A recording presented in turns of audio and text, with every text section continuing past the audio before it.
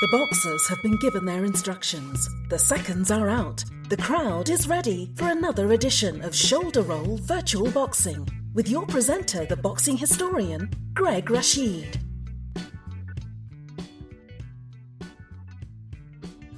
And I want to say Swati Kop to everyone out there. Swati Kop means hello and Thai if you're new to the program. This is Greg Rashid, your presenter for another edition of the Shoulder Roll Virtual Boxing Podcast. So many people I want to thank out there. I just don't have the time, but there are people all over the world that have been listening to the program. I want to say hi to my new friends in the Philippines, getting a lot of love from the Philippines, as well as in Myanmar, Morocco, and of course in the U.S. And I want to say special hi to the folks who listen every Sunday afternoon at 3 p.m. Mountain Time on KUHSdenver.com, created by the one and only, the legendary Henry Archuleta. But for so many of people out there, they listen at the convenience on various platforms on the internet, be it at my YouTube channel, Nourished by History. Also, people listen at Sports History Network and listen on Twitter, on Apple, so many places. I just want to thank all of you that are doing that out there. And I want to ask you again to please, if you want to be a promoter of the program, we have so many folks that promote the program, just give me a holler at the various platforms that you listen to the program at. Also, you can go to my Patreon site, look for Nourished by History, then look for Shoulder Roll Virtual Boxing Podcast, and consider donating $1 a month, whatever you can. It really helps. It keeps the lights on here, gets me a better microphone, just a little bit of everything. Also, you can go to my buymeacoffee.com site, look for Nourished by History, then look for Shoulder Roll Virtual Boxing Podcast, and donate whatever you can. It is really helpful. But today, as I always say, we do our simulated boxing fights on here, but also we talk about real boxing, what's going on in the real world. And what I'm going to do today, this is going to be the first of two parts. You're going to hear a great interview with the author, boxing historian, William Detloff. He's authored a current book right now called Boxing's Miracle Man, Matthew Saad Muhammad. So we're going to get right to the interview now on the Shoulder Roll Virtual Boxing Podcast. So let's hear that right now.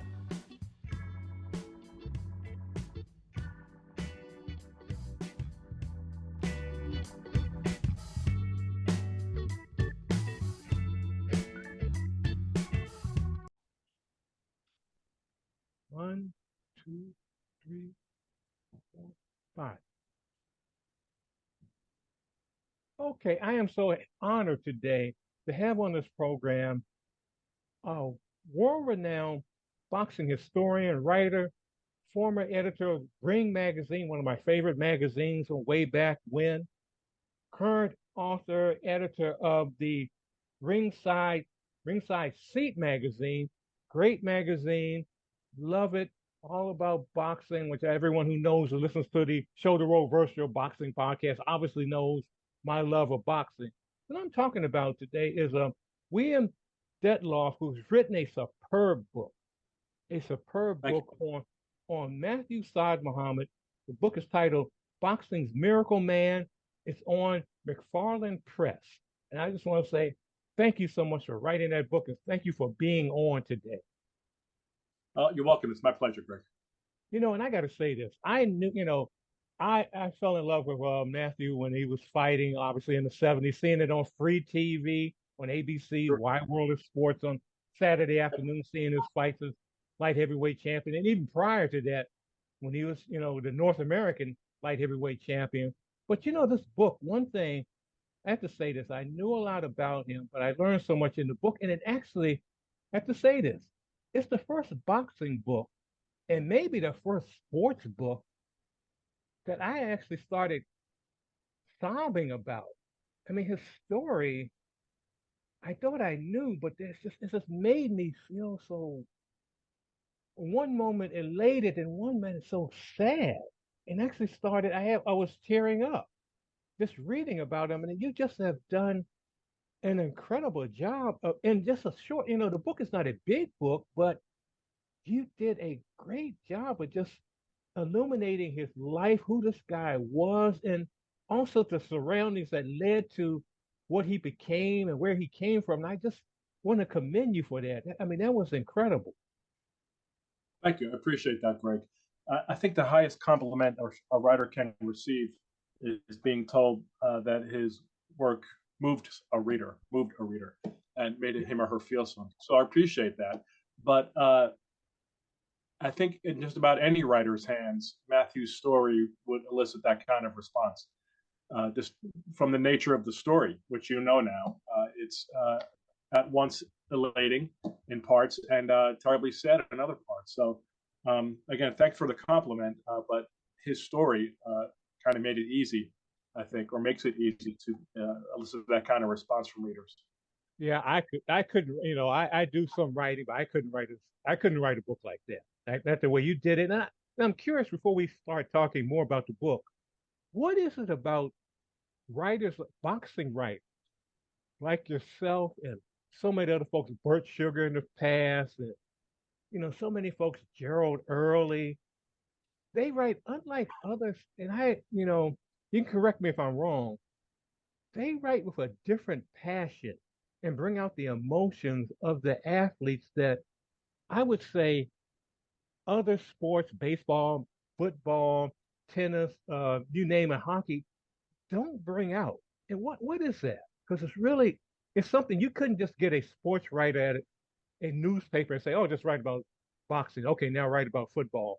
It's a Right. different breed that writes that stylish way that's very, very poetic. And what is that? Where does that come from? Yeah, I think that's a really good observation. I think it's a couple of things. I think that writers in general are solitary people, right, to a large degree, Right? and boxers are. And even though they have many times when they're doing well, lots of friends around and that kind of thing, it's a solitary sport because so much of their training is done alone, like when they're running. Um, and of course, they're alone in the ring except for an opponent. So fighters are solitary people a lot of the time, uh, whether they think they are or not. And writers are too. So I think writers are drawn to boxing in that way. And I think it's also because the stakes are so high in boxing. It makes it writers have to speak with a different voice, or write with a different voice, I should say, Right. when they're writing about boxing, because it's so different from other sports. The stakes aren't as high in other sports.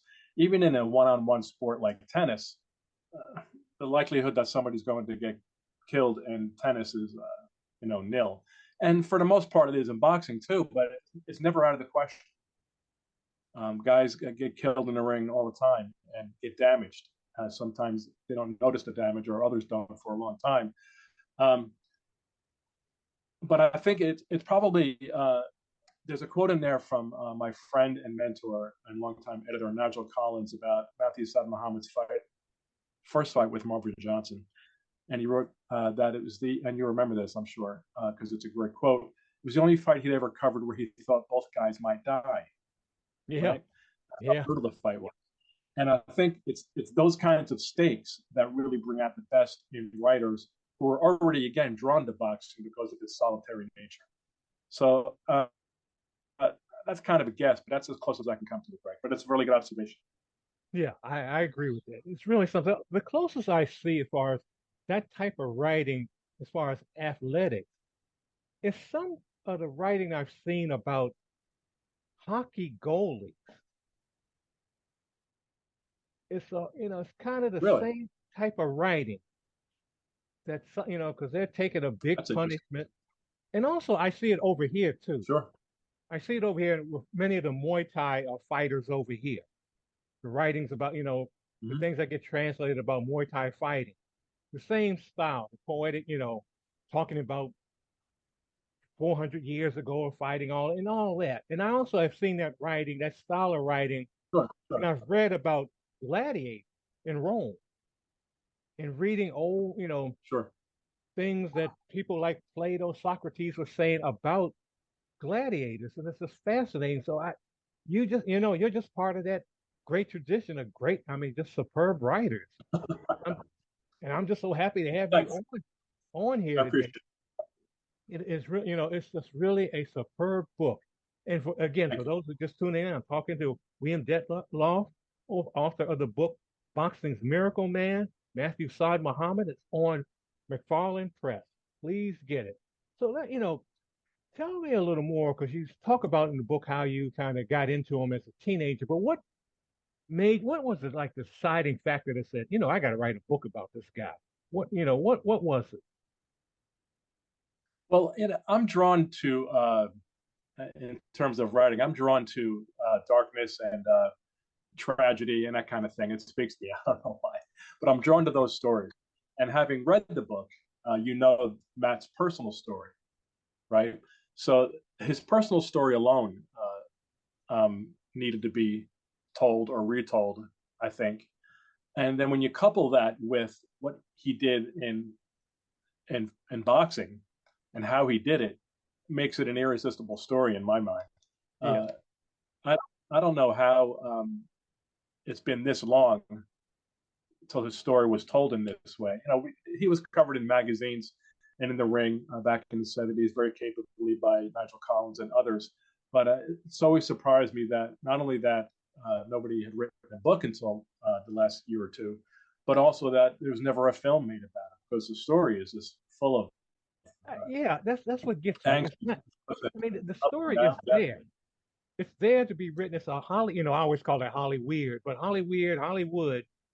That's a perfect story. And I yeah, like the first Rocky movie. That's fine. But when you're making movies like sure. Cinderella Man about James J. Braddock and all that, I can't relate to that. I mean, come on now. You got this guy Why is in that?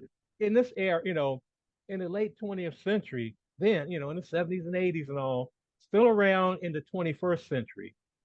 And you can't write about, make a movie about him. I mean, what is your opinion of that? Why a movie was not made? And maybe your book will cause someone to make a movie, but why do you think that has been the case?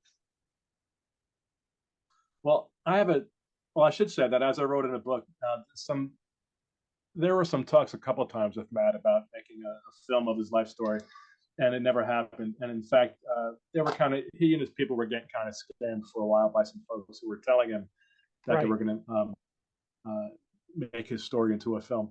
My personal opinion, and I can't really substantiate this, but my personal opinion is that in the '80s and even shortly thereafter, I think it didn't happen because I don't think that I think America wasn't ready for a second American Muslim hero. That's my own personal opinion. The American I agree with that. I agree with that. the American sporting public accepted Muhammad Ali eventually, right, and grudgingly, because you were around. You know how it was early with Ali. He was hated, right? Even prior, I can tell you this as a little kid, he was hated prior to what his stance on the Vietnam War. Sure. And, Yeah. and I'm talking about, I lived in D.C., Washington, D.C., growing up in Washington, D.C., and there were older black men and some kids my age in elementary school who didn't like him because they thought Yeah. he was too cocky. They thought he was this. And once he took his stance against the Vietnam War, I mean, there are a lot of black folks who were opposed to him, who didn't like him, Right. and let alone the general population, a lot of white folks that didn't like him. And so Sure. it's so weird for me, and as you see this now that all these folks that just like praise him and Yep. talk about him, it's like, where were you? And I look at the Right. ages of some of these people. I said, where were you back in the '60s and '70s? How Right. come you Yep. weren't I so? agree. It's just fascinating. And I have to say I this, agree. so I agree with you as far as that's probably the main reason why a movie has not been made. Also, as I was reading your book, and this is going to be a weird analogy, maybe, but your book, I started thinking about, I was reading it about Matthew, and the book his story reminded me so much of, even though this guy had a moment of fame, the book I read a couple of years ago about Frank Willis, the hero of Watergate, it Ah, was interesting. Okay. it was the same pattern. But Huh. unlike him, he's a security guard that finds the Watergate burglars and all that. But he has Yeah, this moment of fame where he has all these hustlers around him, like sure. Saad Muhammad, trying to get a Right. movie deal, trying to get a book. Yeah. And he has a little bit of money for a minute. The next thing you know, the leeches leave him when the Yeah. money's not coming in. And the same, and I see the same, and I saw the same pattern with Saad Muhammad. And I look, if you, when we are done with this interview, if you got time, take a look at a picture of Frank Willis and then I look at will Saad. They look alike. do that. I'll do that. I want to read the book now too. Yeah, it's very, It's, it's like it's very odd, but they have the same look in their eyes. I don't know the sadness from their life or what, but they have that same look. that's interesting. Well, it's not uncommon, of course, in sports and especially in boxing, where when the money's coming in and you're winning, you got tons of friends. Everybody's Yeah, there everybody's there to party. Everybody's there to have a good time. And once the good times end, so do the friendships, and they're gone. That's repeated in I'm sure many other vocations besides boxing oh and yeah, other sports. That's just the way it is. yeah. I'm not, I don't want you really to give the whole story of Matthew today because I want people to get the book. I want them to get that book. I want to just to do a teaser here, but and I want them to go online and look at some of the fights that they've never seen him. And Yeah.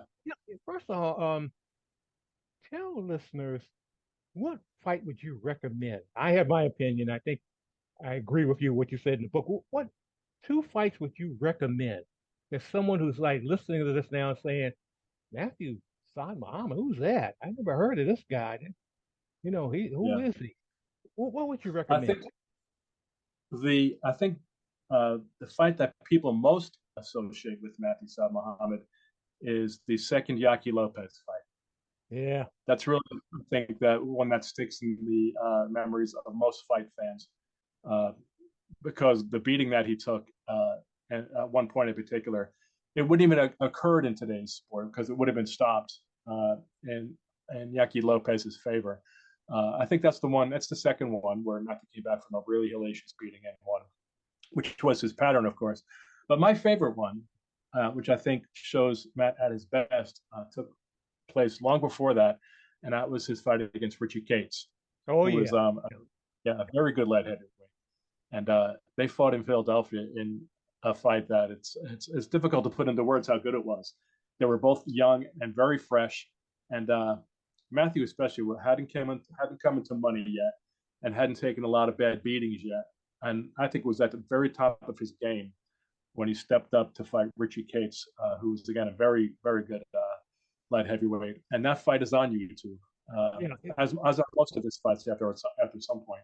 And so, You know, if I was going to introduce a fighter to a person to Matthew Saad Muhammad, I'd say start with the Richie Cates fight. yeah. Case he just passed last year. He was Yes, around he for was. quite a Sure yeah. was. And he's one of these guys like Yaki Lopez, who in another era would have been light heavyweight champion. I mean, they were that good. That was the Yeah, golden, as you say in the book, the golden age of light heavyweight. It was just it, incredible. it certainly was. There were so many good fighters at 175 in that era, and that's really that contributed to Matt's success and his story too. Right? Everybody's a product of the age they live in, right? And Matt was too, in terms of the quality of the light heavyweight division during that time. And the really great thing was that all these guys who probably would have been champions in other eras, they all fought each other and Yeah, multiple times. They fought each other and they fought multiple times. Matt fought Eddie Mustafa Muhammad, Marvin Johnson twice, Yaki Lopez twice, and Dwight Muhammad Cowie twice. Right? amazing. Michael Spinks, yeah, Michael Spinks, who was like the end of the era of that era, fought Eddie Mustafa Muhammad, Marvin Johnson, Yaki Lopez, and Dwight Muhammad Cowie.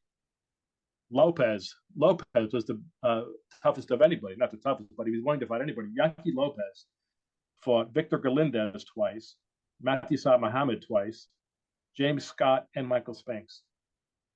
Right. It's These amazing. guys, yeah, they just all fought each other repeatedly, and they were all really top fighters who would have been champions for long time in I mean, other Europe. they definitely would have been. They would have definitely been champions, great fighters. And Yankee's still with us. Yankee and Marvin Johnson, they're still around. They're still with us. They are. They You know, are, and I'd love to point to those guys as examples of the good things that boxing can do for people. We tend to, and I said earlier that I was drawn to dark stories, but I need to be reminded too sometimes, as we all do, that there's lots of heartbreak in boxing, but there's lots of triumph too. Yaki's living a very good life. He's got yeah, all those senses of, he's got a good family around him, and he's living the life. And same with Marvin Johnson, and Richie Cates had a good life too. For a long time. So a lot of these guys, things end badly, and certainly they did for Matthew.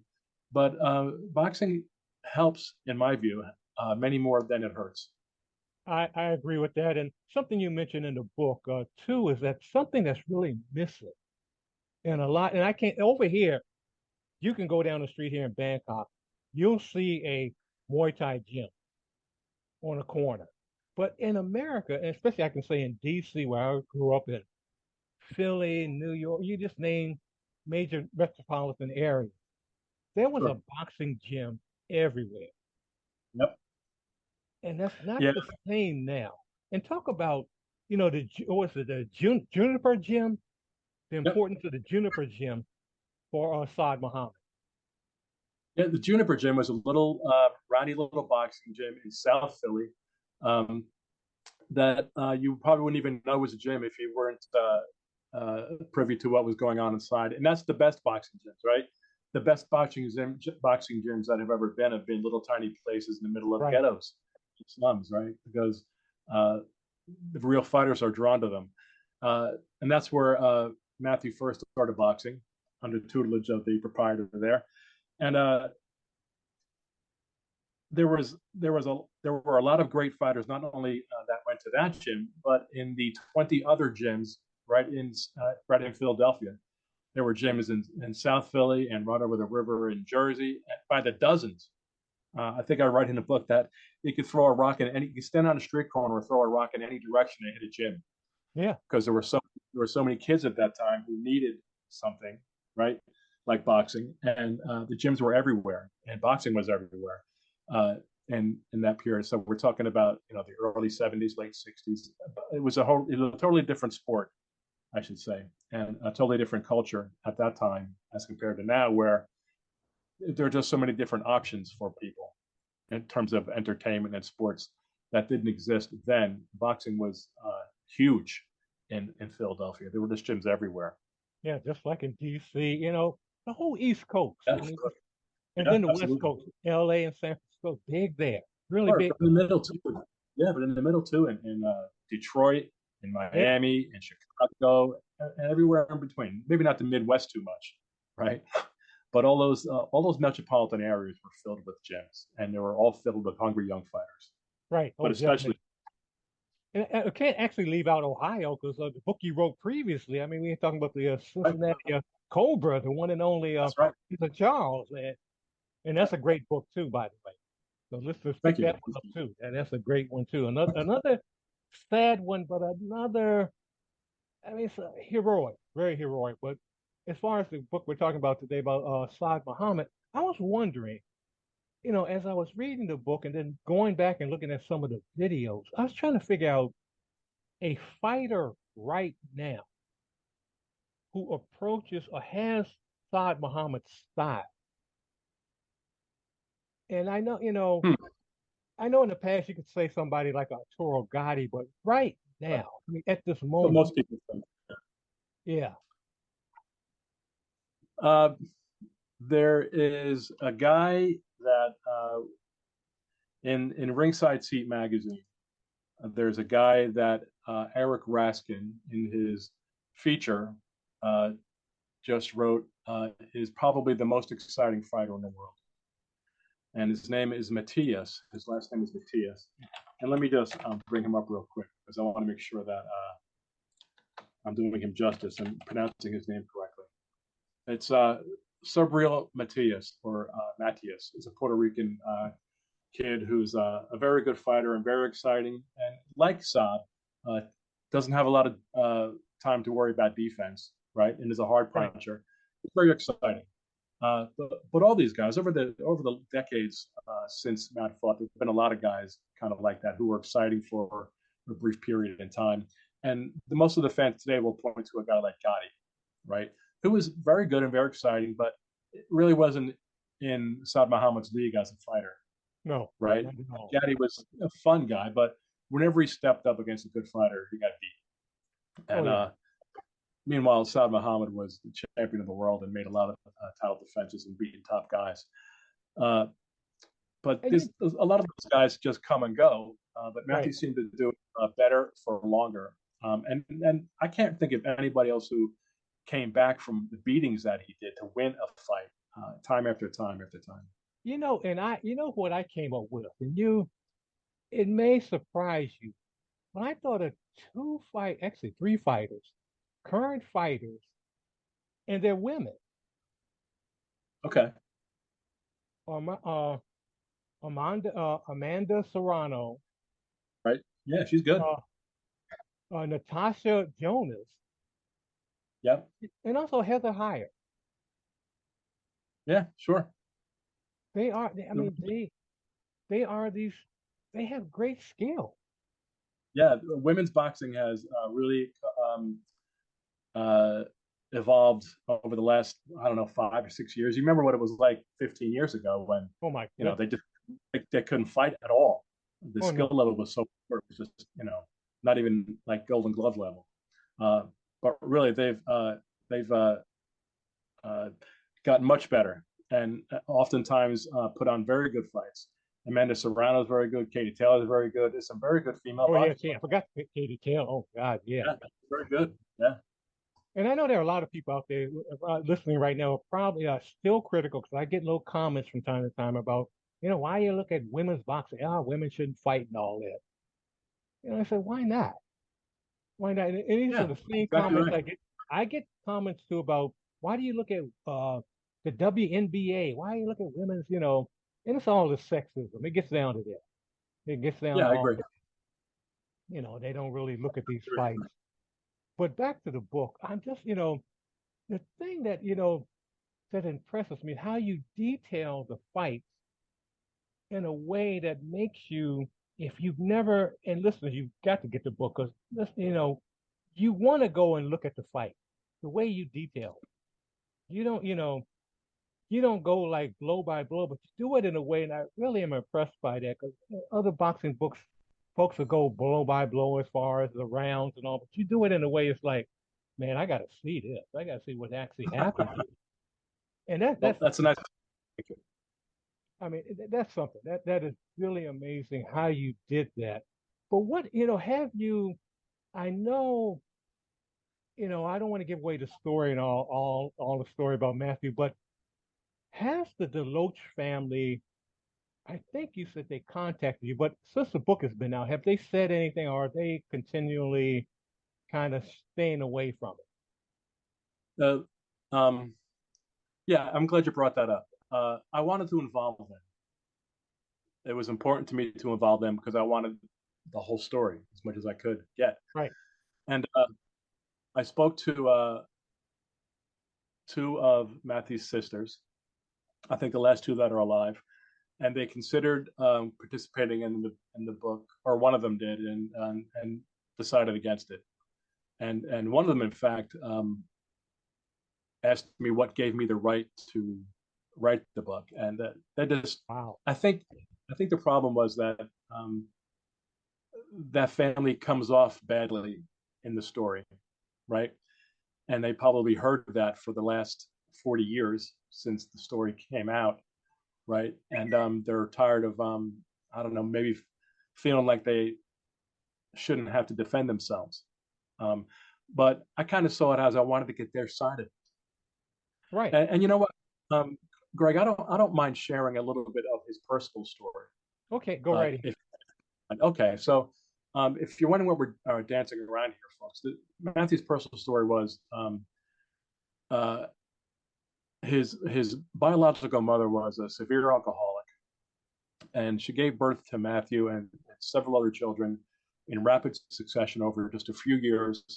And one of the babies died, and then there were twins, and then a couple more came after that, and nobody knew who the fathers were, and the fathers didn't stick around. There were two allegedly, then they didn't stick around, and because she was so badly addicted to alcohol, I guess,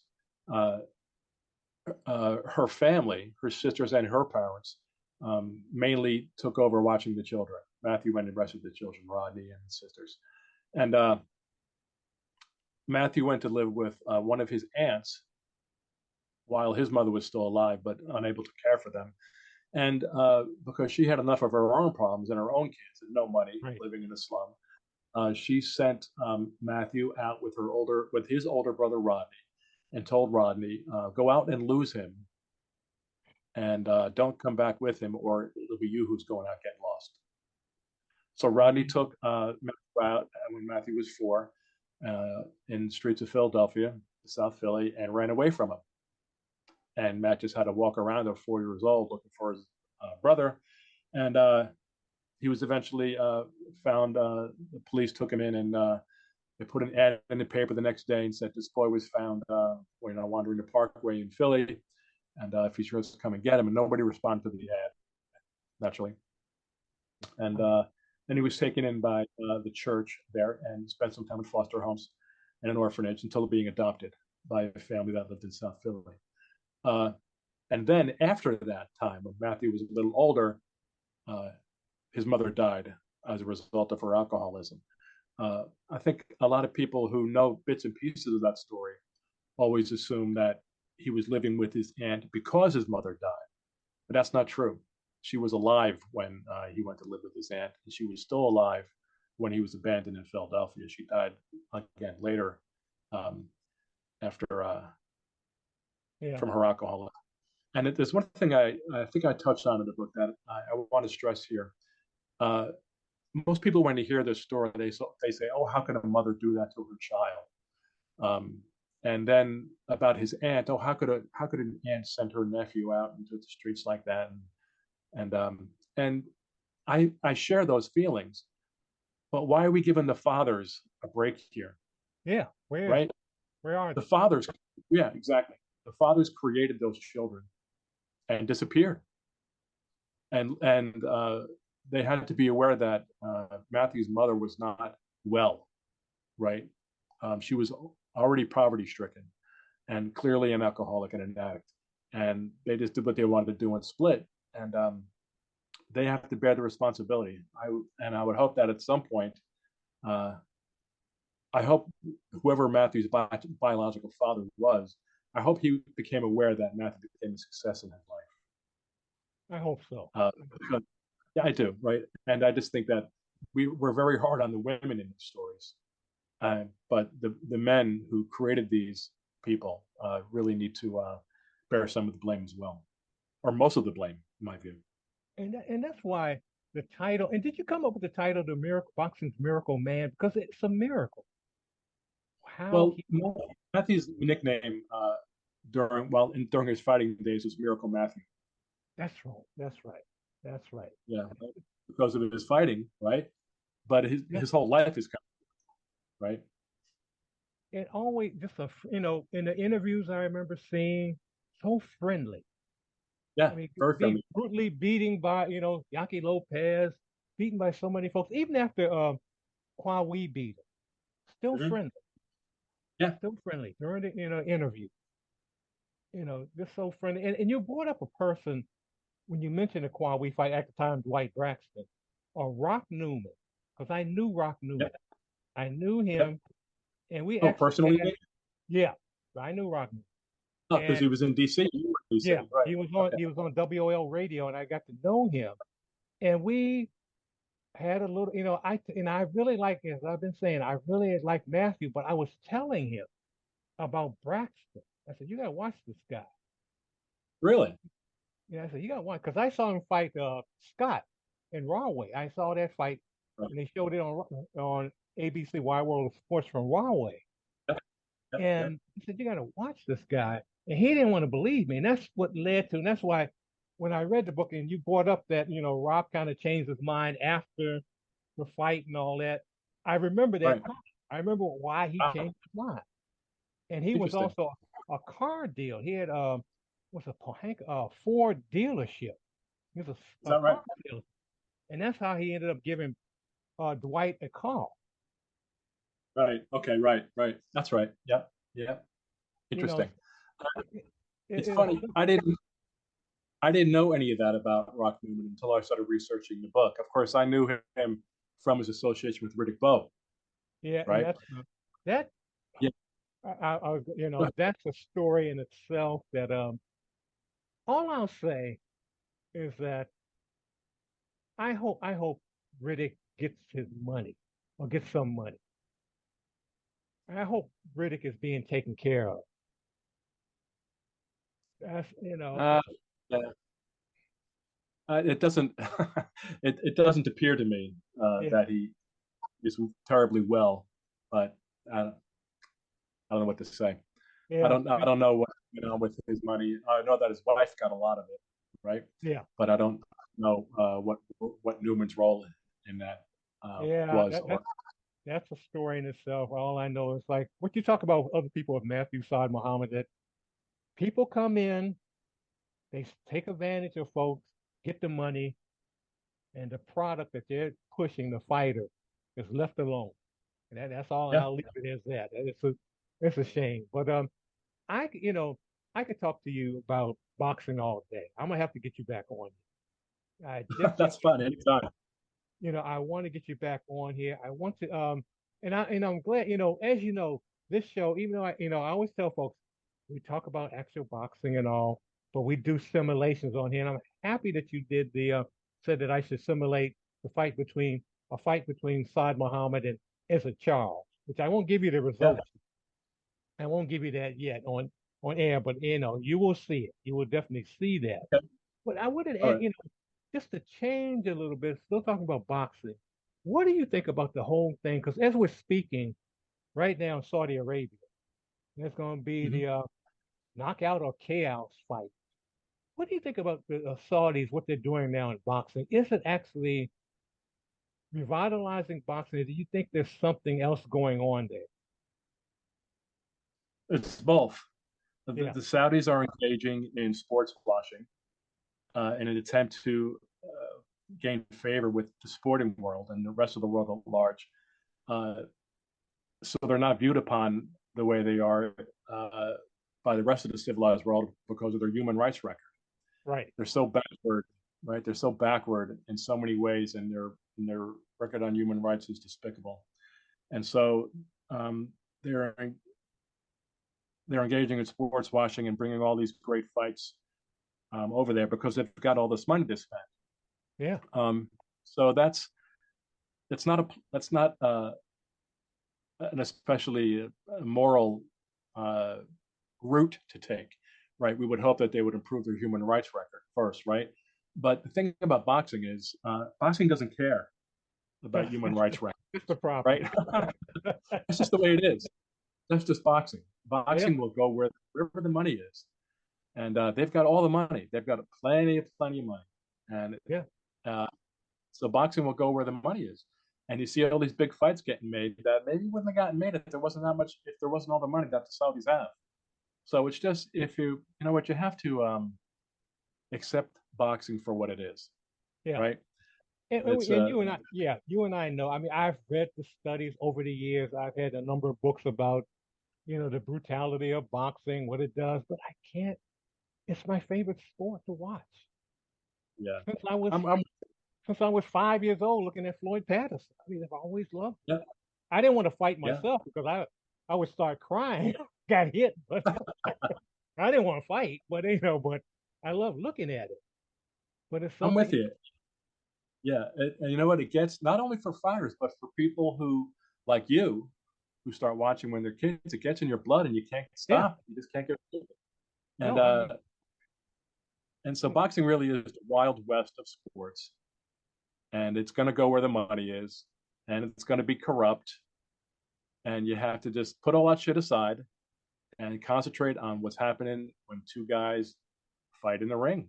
Yeah. And to just focus on that, there's nothing like it. It just It's isn't. Not nothing. for a lot of us, there isn't. I don't No, know. it's the, like over here, I mean, I really have gotten into Muay Thai boxing, fighting, but I have, and Uh-huh. I want to ask your opinion of this. I mean, from knowing about you over the years, and what do you think of MMA? Because I've gone to a number of those bouts when I was in the States. I really can't get into it like boxing. Yeah, I have the same exact reaction as you. I'd like to. I'd like to become a fan Yeah, to cover it because believe me, there's a lot more money available in writing about MMA right now than there with boxing. So from a selfish perspective, I'd like to be able to get into it and feel about it the way I do boxing, but I just can't. I I don't know what can't. it I is. know yeah, there. I know that there's those guys are very skilled and very tough guys. They're getting their faces banged up just like boxers do, and they're getting cut up and matched and all this stuff. I get it, and most of the time, they're not even wrestling anymore. They're just standing and punching like boxing. Right, right. But I still can't get into it. I don't know. I just can't. So I'm like you, Greg. I can't get into it. And like I said, I've been, in fact, over here, besides doing the Muay Thai, I actually went to this thing called the one fight. They call it the one. And it's one Really? of the major MMA tournaments in the world. And I just, had center stage seats and all, got invited to go to this thing. And I just could not, I can't really get into it like boxing. I tried, but I Yeah, just I'm with can't. you. I'm right with you. I know. I don't know what it is. But anyway, yeah, like I said, I could talk to you all day about this. We're gonna get you back on. But since you've done the last two books have been on light heavyweight boxers. I was trying to figure out, the other day, now who would he do next? So since he did Essa Charles from the 50s, Saad Muhammad, 70s and 80s, who would be the next target of light heavyweight later on? And Well, to be honest with you, yeah, it's just a coincidence that happened to okay. light heavyweights. There was no plan there to do light Okay, heavyweights. because I was trying to figure out who would be the next on the agenda for that. But is there do you have a target coming up as far as your next book, or it's just going to be continuing to write, get the great publication of ringside seats out? I've got something in the works that I can't mention yet because it's not a done deal yet. And Okay, there's another biography I'd really like to write, and about a fighter who has had no biographies written about him yet. But I probably won't do it because there's a language barrier, and well, it's a Spanish fighter who's never been written about, who's loved, but I don't speak any Spanish, and that would that would be a real impediment to me writing the book. So that's kind of a drag. But just in case I end up doing it, I'm not going to say his name because I don't want somebody else to do it. But so I really can't say anything more than that. I will say that having written these two biographies on Ezra Charles and Matthew Saad Muhammad, and knowing pretty much the stories of about all the famous fighters over the last 100 years, there's a real pattern, right, that emerges. right. And these fighters all have kind of the same story. They really do. The details change, but they came to areas from the South during the Great Migration and lived in slums and took up boxing as a way to get out of the slums. And it did that for them, right? And Yeah, then if they didn't go back to the slums, they didn't really keep all their money either. And things ended badly, but things end badly for everybody. You know, there are very few happy endings for most of us, right? yeah, Um, but for fighters in particular, this is a pattern to the lives of boxers. They're very much alike. yeah. And I have to say that too about same thing with the Muay Thai fighters over here. They start them early. I mean, you Yeah. talking about you got kids by the time they're like 15 have had like 300 or more fights, Wow. and they're done by the time if they make 20, they're lucky. And you rarely see a 30-year-old Muay Thai fighter. Really? And and the women that get in it, they don't last that long either. And it's a fascinating sport. It's just fascinating. It's really, I don't know anything about it. Is there head trauma in Muay Thai? it has to be obviously, but over here, no, they don't really discuss it. But I've looked at enough fights, and you would, if you saw a fight, you say it's obvious they got to have that, but they don't have any studies that I've seen on it. They won't talk about it, but it's obvious. Okay. In fact, they have this type of fighting. I saw these two women do it, and it's probably the most brutal thing I've ever seen. Whereas Wow. rather than using gloves, they had these two women put rope around. I forget the name what they call it, but they put rope around their fists, Really? and they put the And they rope. put each other in the head, right? Yes, and they're battling, and Okay. it is brutal, and it's a special, and they just blow up. I mean, the minute they hit each other, they blow up immediately. It's brutal. It's the worst thing I've ever seen. But I was just fascinated sitting there looking at it. Of You know, course. it's amazing. That's something, Well, boxing for folks that love boxing, we're a different breed. We're a whole different world. Sure. Sure. But William, I want to thank you again. And if anyone wants to contact you, how can they do so? They can email me at my last name, Detloff, at ptd.net, or they can get in touch with me on Twitter. They can follow me on Twitter at William Detloff. Facebook is Bill Detloff, or my Ringside Seat magazine email address, Ringside Seat Mag.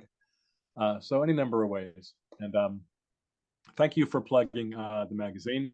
We try to do a good job. That's a quarterly magazine, and the last print boxing magazine left in the United States. Yeah, and I'm so happy. I'm so happy. Although I have to say honestly, because I'm over here, I can only get the digital.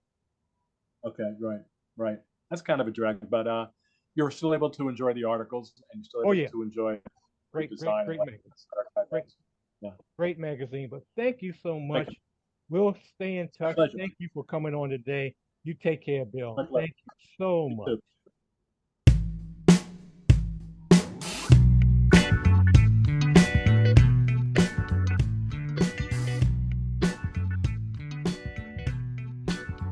Really enjoyed talking to Bill today on the Shoulder Roll Virtual Boxing Podcast.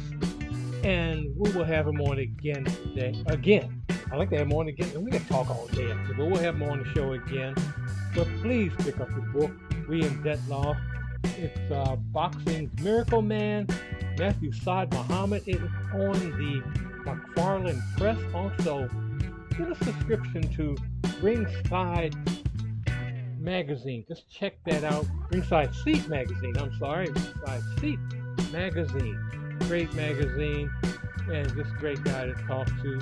Hope you enjoyed that interview. As I said, the second part of the show will be the fight between Issa Charles and Matthew Saad Muhammad. But you'll have to go to my website to hear that on the YouTube channel. Wherever you listen to this program, where you listening to this interview today, we'll have the second part of this show. But again, Greg Rashid, and I want to say go in love and go in peace. Help someone along the way. Wherever you are in this world, do what you can. And when you wake up in the morning, look in the mirror, hug yourself and say, I love myself.